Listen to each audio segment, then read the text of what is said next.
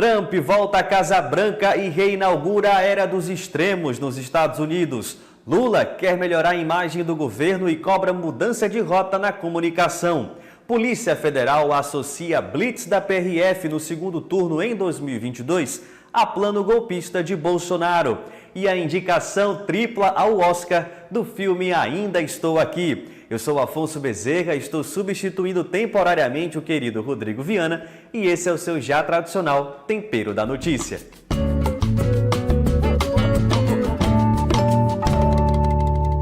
E a gente começa o Tempero da Semana falando sobre a primeira reunião ministerial do governo Lula em 2025. O Brasil de Fato trouxe com exclusividade que o governo pretende criar uma espécie de farmácia popular para os alimentos, minha gente.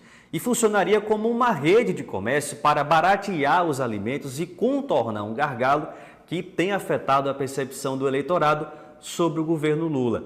A ideia ainda está sendo estudada e deve fazer parte desse esforço de um novo momento para o Palácio do Planalto, né? O governo enfrenta um desafio importante: construir uma marca forte e melhorar a comunicação com o povo. A crise recente do Pix foi um sinal de alerta, né, nesse sentido. Mostrou que a conexão com a classe trabalhadora desorganizada politicamente, informal e precarizada, como é o caso dos entregadores de aplicativo, ainda é frágil. Esse grupo tem resistência ao PT, desconfia do Estado e não se sente representado por entidades organizadas. E apesar de ser um governo de reconstrução, ainda falta uma política, digamos, carro-chefe, né, para impulsionar a popularidade. O terceiro mandato de Lula tem um aspecto de estagnação. Parece aquele carro que arranca, mas não ganha velocidade, né? O presidente quer reaquecer as turbinas e mudar essa impressão diante do eleitorado. A última reunião ministerial teve um tom mais de cobrança mesmo, né, de mobilização da equipe.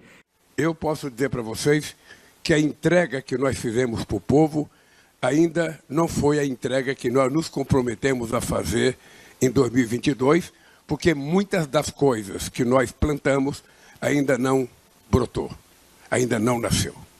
Mas o que vocês precisam compreender é que este ano será um ano de definição para a história e para a biografia de cada um de vocês na passagem pela governança desse país de 2023 a 2026.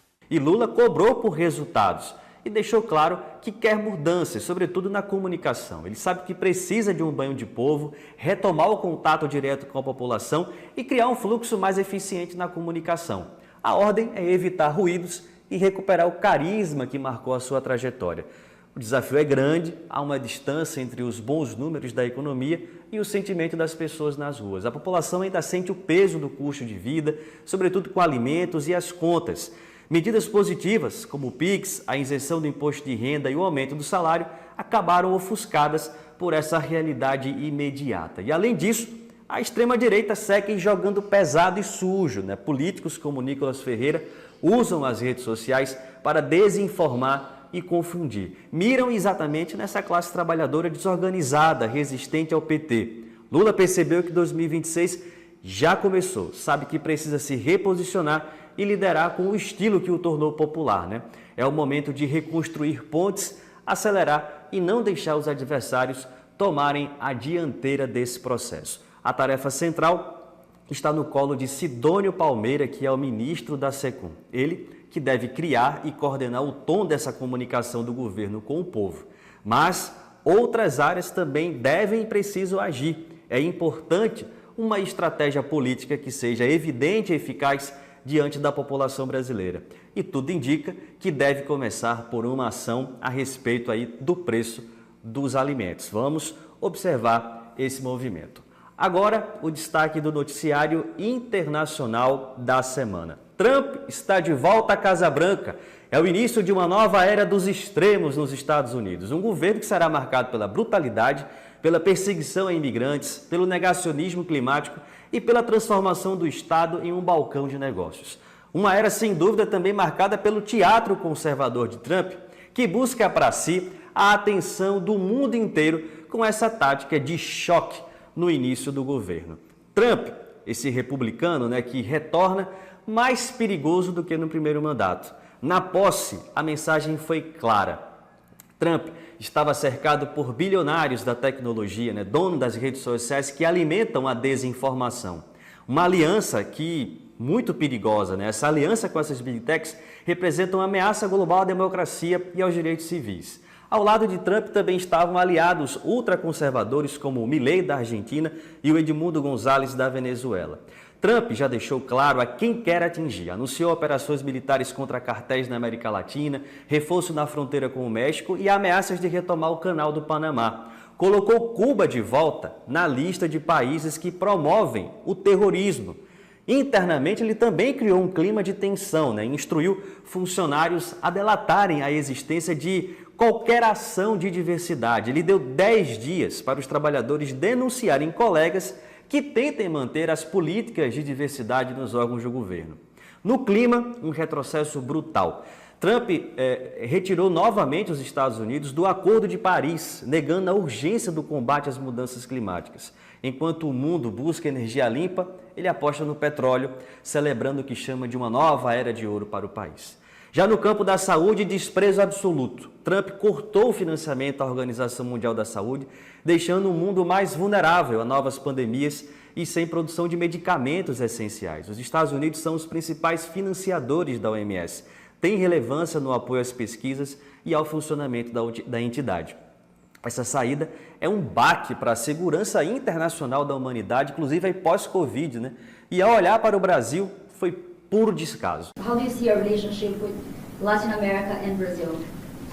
Great. Should be great. They need us much more than we need them. We don't need them. They need us. Everybody needs us.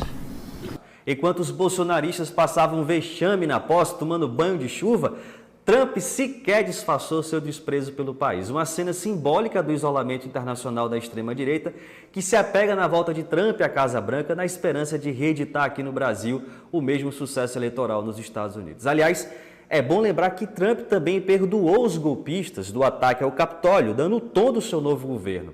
Agressivo, autoritário, hostil às minorias e negligente com os grandes desafios globais. É a reinauguração da política do ódio movida pela ganância, pela vaidade e pela busca por poder absoluto. O mundo observa e resiste de diversas formas, a exemplo da bispa Marian Edgar, que pediu misericórdia pelos imigrantes e pela comunidade LGBTQIA+, e ao juiz de Seattle, que já reagiu à ideia de vetar direito à cidadania aos imigrantes ilegais. Há um longo caminho para atravessar com Trump de volta à Casa Branca.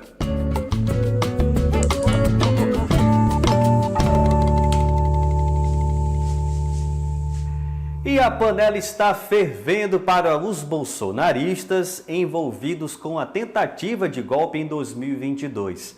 No centro das atenções, agentes da Polícia Rodoviária Federal que participaram daquelas blitzes para dificultar o deslocamento dos eleitores no Nordeste durante o segundo turno de 22. O relatório da Polícia Federal, divulgado esta semana, concluiu que essas operações não foram apenas atípicas, mas parte de um plano maior para manter Jair Bolsonaro no poder e evitar a posse de Lula.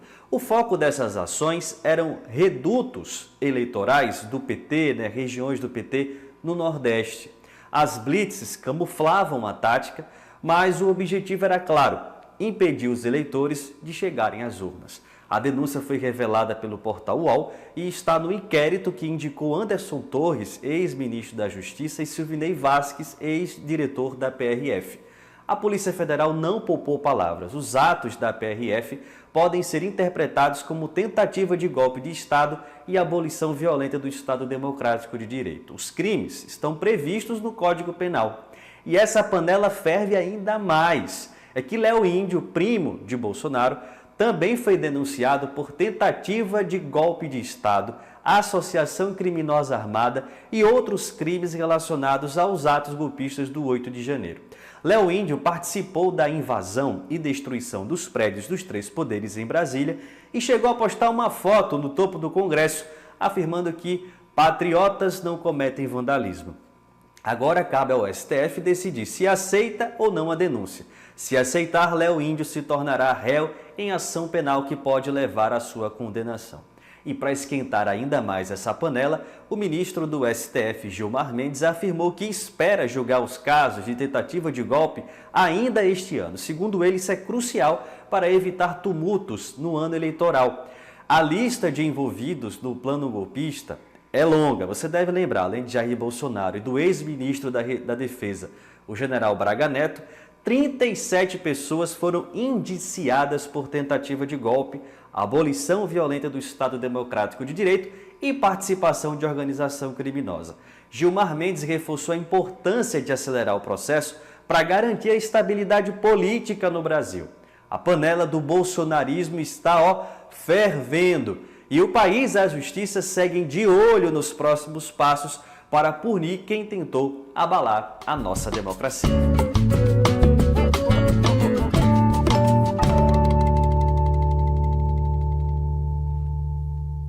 E o cafezinho da semana tem um cheirinho especial, um cheirinho de vitória e alegria para o Brasil. E esse cafezinho vai direto para o cinema brasileiro, em especial para o elenco e toda a equipe do filme Ainda Estou Aqui, do Walter Salles. Gente, que orgulho! O filme foi indicado simplesmente ao Oscar em 3 categorias. E olha só, uma dessas indicações é inédita para o Brasil. Isso mesmo, inédita. O filme está concorrendo a melhor filme, sim, a primeira vez que um filme brasileiro e em língua portuguesa chega nesta categoria. É absolutamente histórico, um feito único na nossa história. Mas também concorre a melhor filme internacional e também na categoria de melhor atriz com a incrível, a maravilhosa Fernanda Torres. E por falar na Fernanda, ela já tinha levado o Globo de Ouro recentemente, que comemoramos também de forma eufórica, e agora ela vai para o Oscar repetindo o feito da mãe, a Fernanda Montenegro, que foi indicada na mesma categoria em 99 com o filme Central do Brasil. É talento que passa de geração em geração. E vamos combinar uma coisa aqui, viu? Ainda Estou Aqui é um filmaço. Eu considero uma obra-prima do nosso cinema, da nossa história do cinema. A qualidade técnica é de tirar o chapéu. Bom, uma fotografia belíssima, roteiro impecável, tudo muito bem costurado.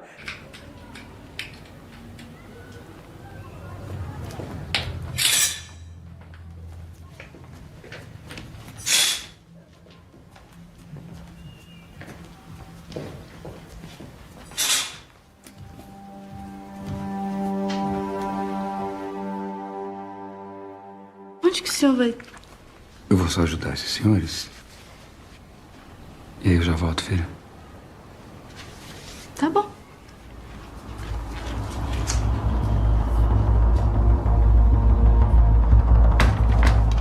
Eu posso ir com ele? Seu marido já volta pra casa.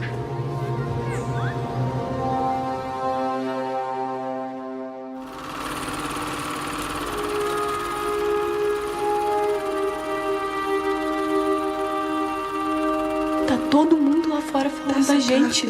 A Vera não sabe o que tá acontecendo. Dá essa carta! Você tá mentindo pra gente!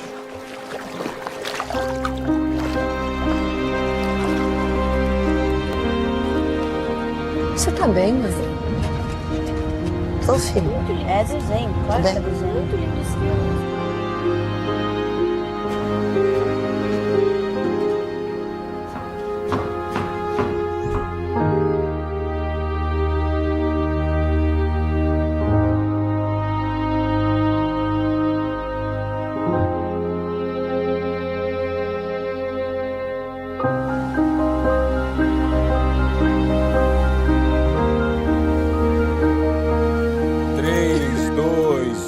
Não precisa sorrir. Por que não? O editor pediu Pediu o quê? uma foto menos feliz. Nós vamos sorrir. Sorriam. Mas mais do que isso, o filme também presta um serviço histórico e emocional gigante para o Brasil. Ele joga a luz para um período sombrio da nossa história, da ditadura militar, mostrando o nível de violência, a repressão e a agressividade que atingia até famílias de classe média alta como a do Rubens Paiva. É impossível não se emocionar com as histórias de sofrimento das vítimas e dos familiares de desaparecidos políticos. É um filme absolutamente forte, tocante e que merece todo o reconhecimento que vem recebendo mundo afora. Por isso, O nosso cafezinho da semana vai para o cinema brasileiro e que venham mais prêmios, porque o talento a gente sabe que tem de sobra. Viva o cinema nacional!